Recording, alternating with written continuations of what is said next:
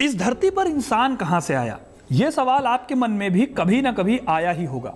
क्या हम सचमुच वही हैं जो आज हम खुद को समझते हैं, या फिर हम किसी बहुत बड़ी और कॉम्प्लेक्स कहानी का एक गेहूं के दाने के बराबर का हिस्सा भर हैं? आपको भी बचपन से यही बताया गया होगा कि इंसान पहले बंदर थे और फिर धीरे धीरे सीधे खड़े होकर चलने लगे, इंसान बन गए। लेकिन क्या सचमुच हम बंदर से इंसान बन गए थे, या फिर इंसान और बंदर दोनों की जड़ों में एक ही कहानी छिपी हुई है? यह सवाल कि क्या पहला इंसान कौन था, यह बिल्कुल वैसा ही है जैसे पहले मुर्गी आई या फिर अंडा। अगर आप कहें कि अंडा पहले आया तो सवाल उठेगा कि बिना मुर्गी के अंडा आया कहां से, और अगर आप कहें कि मुर्गी पहले आई तो बिना अंडे के उसका जन्म हुआ कैसे? यही विरोधाभास मानव के बनने की कहानी का सबसे बड़ा ग्रे एरिया है। जरा अपनी फैमिली ट्री के बारे में सोचिए। आप अपने माता पिता से जन्मे और वो अपने पेरेंट्स से। यह सिलसिला पीछे चलता चला गया, लेकिन सोचिए कि इस एंडलेस सिलसिले की पहली कड़ी कौन थी? क्या वो कोई मर्द था या फिर कोई औरत थी, या फिर इस दौड़ में कोई एक सिंगल पॉइंट कभी था ही नहीं? आज हम इन्हीं सवालों के जवाब ढूंढेंगे। हमें उस दौर में जाना होगा जब धरती वैसी नहीं थी जैसी आज दिखती है, जब यहाँ इंसानों का नहीं डायनासोर्स का साम्राज्य होता था। कैसे हम या हमारे पूर्वज इस धरती का हिस्सा बने, और कैसे एक गोले ने हमारी किस्मत को लिख दिया। ये सब जानने के लिए वीडियो को पूरा देखिएगा, क्योंकि अपना इतिहास नहीं जानोगे तो खुद को कैसे पहचानोगे। इस मिस्ट्री को सुलझाने के लिए हमें अपनी इमेजिनेशन की टाइम मशीन में बैठ के 6.5 करोड़ साल पीछे जाना होगा। तब इंसानों का इस धरती पर कहीं नामो निशान तक नहीं था। लेकिन फिर एक ऐसा इंसिडेंट होता है जिसने धरती और इंसानों के इतिहास को बदल कर रख दिया। आज के मेक्सिको के युकाटन पेनिनसुला के पास एक 10 किलोमीटर चौड़ा एस्टेरॉइड हजारों किलोमीटर की स्पीड से धरती से टकराया। इस कोलिजन का इंपैक्ट इतना ज्यादा था कि जैसे लाखों न्यूक्लियर बॉम्ब एक साथ फट गए हों। इस ब्लास्ट के चलते कई सौ सालों से धरती पर रूल करने वाले डायनासोर्स कुछ ही घंटों में हिस्ट्री बन गए। अर्थ पर 75% तक की लाइफ पूरी तरह से खत्म हो गई। इस टक्कर ने जमीन से इतनी धूल और इतनी राख उड़ाई कि उसने पूरे वायुमंडल को ढक लिया। सूरज की रोशनी धरती पर आनी बंद हो गई और धरती पर एक इम्पैक्ट विंटर छा गया जो कई दशकों तक चला। पेड़ पौधे बिना रोशनी के मर गए, और उनके साथ ही वो बड़े बड़े जानवर भी खत्म हो गए जो उन लोगों पर डिपेंडेंट थे। अब आपको सोचकर बहुत दुख होगा कि कितनी बड़ी ट्रेजेडी थी, लेकिन क्या आपको पता है कि अगर ये ट्रेजेडी नहीं होती तो आज आप और हम यहाँ नहीं होते। इस ट्रेजेडी के बिना शायद आज भी धरती पर रेंगने वाले बड़े बड़े जानवर ही असली रूलर होते और इंसान शायद होते ही नहीं। इस तरह उस एक गोले के टकराव ने हमारे लिए वो दरवाज़ा खोला जिसे कुदरत ने करोड़ों सालों से बंद कर रखा था। इम्पैक्ट विंटर के काल में जब आसमान में कोई पक्षी तक नहीं उड़ता था और समुद्र का पानी जहरीली राख से उबल रहा था, तब भी लाइफ के आसार बाकी थे। धरती की गहरी गुफाओं, सड़ी गली लकड़ियों के नीचे और मिट्टी की परतों के बीच कुछ ऐसे जीव छिपे थे जो कीड़े मकोड़ों से भी छोटे, कमज़ोर और अनजान थे। ये ना तो बुद्धिमान थे और ना ही ताकतवर, लेकिन उनके पास एक ऐसी चीज़ थी जो डायनासोर्स के पास नहीं थी। उनकी अडेप्टेबिलिटी ही उनकी सबसे बड़ी ताकत थी। साइंटिस्ट का मानना है कि ये हमारे सबसे शुरुआती पूर्वज थे। जब बाहर कुछ भी खाने को नहीं बचा तो इन जीवों ने मिट्टी में दबे कीड़ों, जड़ों और राख को ही अपना फूड बना लिया। उनकी छोटी शारीरिक बनावट उनके लिए वरदान साबित हुई, क्योंकि उन्हें जिंदा रहने के लिए उतनी एनर्जी और उतने फूड की ज़रूरत नहीं थी जितनी डायनासोर्स को होती थी। इसीलिए उस बेहद डार्क पीरियड में भी ये लोग बचे रह गए। फिर करीब 6.5 करोड़ साल पहले जब धीरे धीरे आसमान से धूल छटी और धरती तक सूरज की रोशनी पहुंची, तो लाइफ फिर से पटरी पर वापस आने लगी। इतिहास में इस टाइम पीरियड को पेलियोजिन काल कहा जाता है।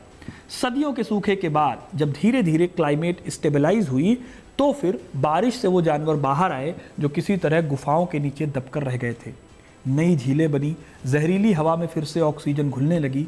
उन गुफाओं से निकलकर जो जीव बाहर आए, उन्हें आज हम अर्ली मैमल्स यानी प्रारंभिक स्तनधारी कहते हैं। ये जीव दिखने में चूहे या छछूंदर जैसे थे, लेकिन इनकी सबसे बड़ी सुपर पावर थी इनके शरीर पर मौजूद नरम फर और इनका गर्म खून। ये वार्म ब्लडेड एनिमल थे जो उन्हें पुराने ज़माने के ठंडे खून वाले रेप्टाइल से कहीं ज़्यादा लचीला और फुर्तीला बनाता था। यहीं से डेवलपमेंट का वो सफर शुरू हुआ दोस्तों, जहां से इन अर्ली मैमल्स ने टाइम के साथ हजारों रूप धरे। क्या आप जानते हैं कि समुद्र में तैरती बड़ी बड़ी व्हेल, रात में उड़ते चमगादड़, मैदानों में दौड़ते घोड़े और आप और हम सब एक ही नन्हे पूर्वज की शाखाएं हैं।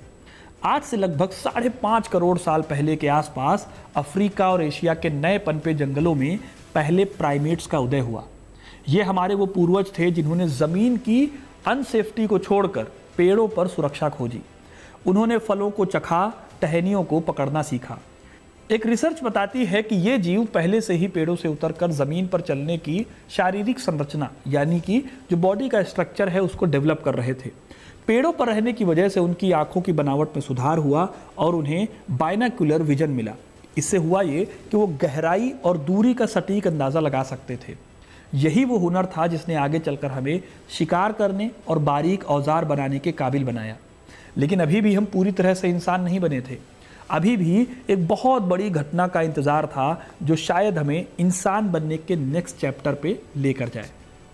20 मिलियन साल पहले अफ्रीका की धरती के नीचे टेक्टोनिक प्लेटों में भारी हलचल शुरू हुई। जमीन फटने लगी और ग्रेट रिफ्ट जैसी बड़ी बड़ी माउंटेन रेंजेस खड़ी होने लगी। इन पहाड़ों ने पूरब से आने वाली नरम हवाओं का रास्ता रोक लिया। इससे अफ्रीका का क्लाइमेट बदल कर रह गया। घने जंगल सूखने लगे और उनकी जगह ऊंची ऊंची घास के मैदानों ने ले ली।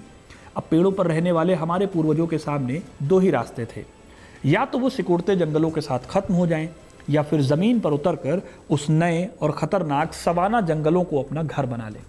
यहीं से सेलेंथ्रोपस कैडेंसिस जैसे जीवों का उदय हुआ। ये सबसे शुरुआती पॉसिबल होमिनिड्स में से एक थे। लगभग 70 लाख साल पहले के आसपास ये सेंट्रल एशिया, यानी कि आज के चाड कंट्री को अगर देखो तो वहां रहते थे। इन्हें ह्यूमन एवोल्यूशनरी ट्री में सबसे शुरुआती जीव माना जा सकता है, यानी कि ये हमारे सबसे पहले क्लोज पूर्वज थे। ये वो प्राइमेट थे जिनकी खोपड़ी वानरों जैसी थी, लेकिन इनकी गर्दन और रीढ़ की हड्डी के जुड़ने की जगह, यानी फोरामेन मैग्नम में यह इशारा करता था कि यह जीव अब सीधा खड़ा होकर दूर तक फैले घास के मैदानों को देख सकता था। अब यहाँ एक बहुत बड़ा ग्रे एरिया है जिसे अक्सर लोग गलत समझ लेते हैं और बहस भी करते हैं। आपने चार्ल्स डार्विन का नाम सुना होगा। इंसान बंदरों से पैदा हुए ये थ्योरी डार्विन ने दी, ऐसा कई लोग मानते हैं। लेकिन चार्ल्स डार्विन ने अपनी किताब द डिसेंट ऑफ मैन में सिर्फ ये आर्गुमेंट दिया था कि इंसान और बंदरों के पूर्वज शायद एक ही रहे होंगे। ये बिल्कुल वैसा ही है जैसे एक ही पेड़ की दो ब्रांचेस हैं और वो अलग अलग डायरेक्शन में आगे बढ़ जाए। एक ब्रांच एप्स या वानर बनी रही, जबकि दूसरी ब्रांच ने स्ट्रगल करते करते इंसान बनने की ओर कदम बढ़ाया। करीब 28 लाख साल पहले तक इंसान के फीचर्स में बदलाव हो रहे थे। जैसे ओरोरिन और आर्डिपिथेकस जैसी प्रजातियों में हमारे पैरों के तलवे चपटे हुए और रीढ़ सीधी हुई। लेकिन सवाल यह है कि हमने 4 पैरों की सेफ्टी को छोड़कर 2 पैरों पर चलने का रिस्क क्यों उठाया? क्या यह केवल खाने को ढूंढने के लिए था, या फिर 2 पैरों पर चलने से जो हाथ आज़ाद हुए वो भी कुदरत के किसी बड़े प्लान का हिस्सा थे? इस सवाल का जवाब जानने के लिए हमें जाना होगा 24 नवंबर 1974 में। ह्यूमन एवोल्यूशन की हिस्ट्री में ये दिन मील का पत्थर था। इथियोपिया के हदार एरिया में डोनाल्ड जोहानसन और टॉम ग्रे की टीम ने खुदाई में एक ऐसा कंकाल ढूंढा जिसने पूरी दुनिया को चौंका दिया। लूसी नाम की 32 लाख साल पुरानी महिला का एक कंकाल मिला जो लगभग 40% सेफ था। लूसी के शरीर की बनावट अपने आप में एक पहेली थी। उसके कूल्हे और पैरों की हड्डियां साफ तौर पर बताती थी कि वो इंसानों की तरह पूरे कॉन्फिडेंट के साथ सीधी चल सकती थी।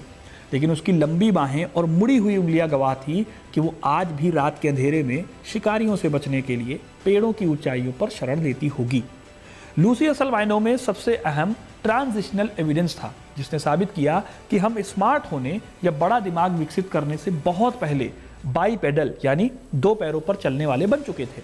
यानी कहीं ना कहीं सीधे खड़े होने की कला ने ही हमारे दिमाग के डेवलपमेंट के दरवाजे खोले थे।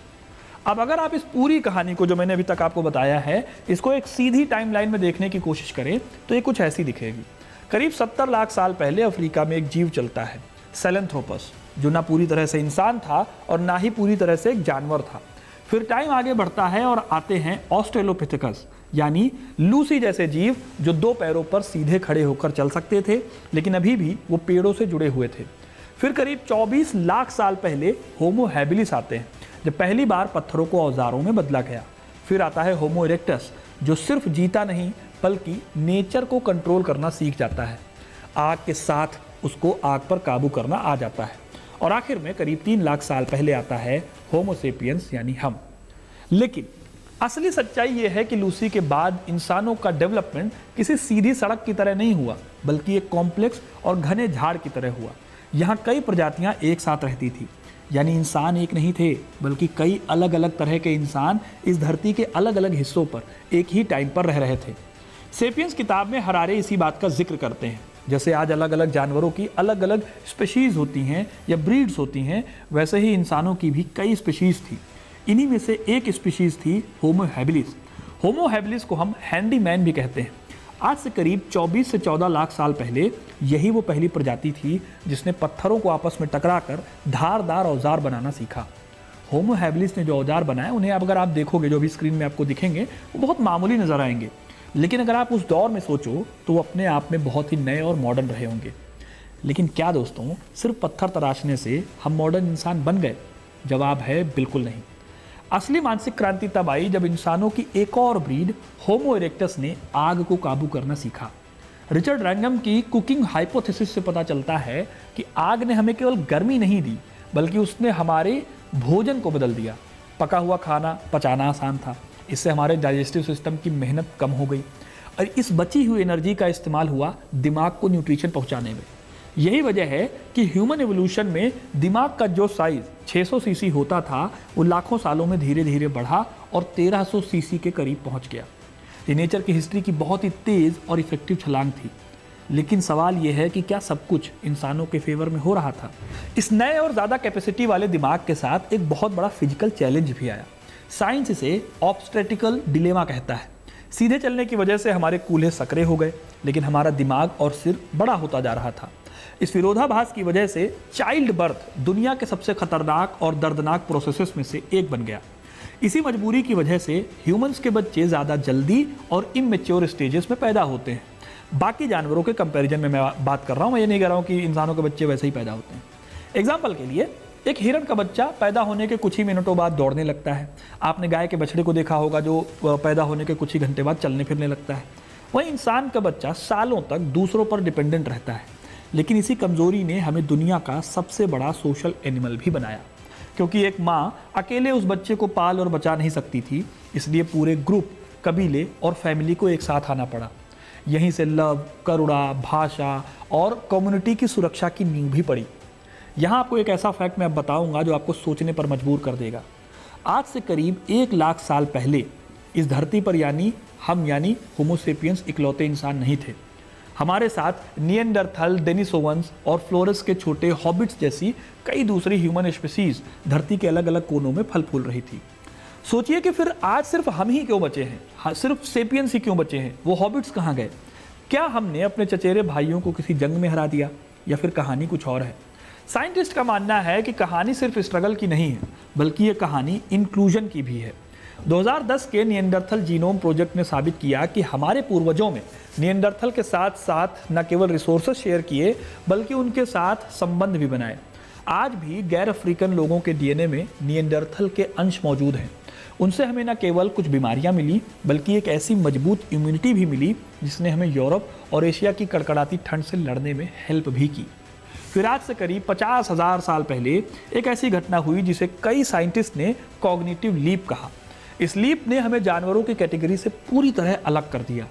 3 लाख साल पुराने होमो सेपियंस भले ही फिजिकली हमारी तरह दिखते थे, लेकिन 50,000 साल पहले वो इंसानों ने पहली बार एब्स्ट्रैक्ट थिंकिंग शुरू की।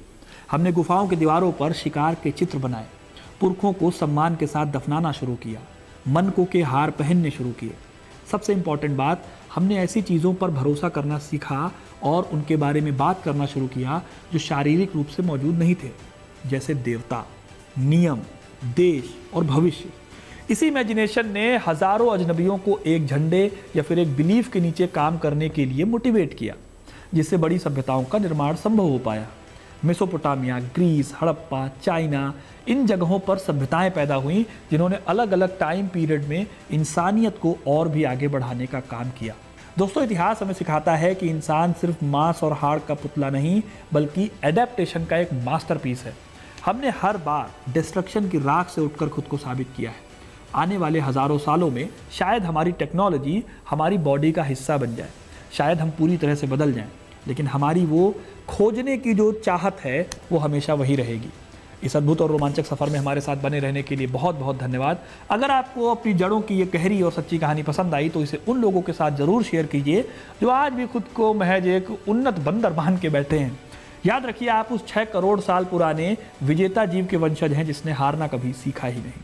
तो दोस्तों, कैसी लगी आपको कहानी कमेंट करके ज़रूर बताइए। वीडियो को लाइक और शेयर करना ना भूलें और ऐसे इंटरेस्टिंग कहानियों के लिए, इतिहास से जुड़े रहने के लिए हिस्ट्री कनेक्ट को सब्सक्राइब ज़रूर करें। धन्यवाद।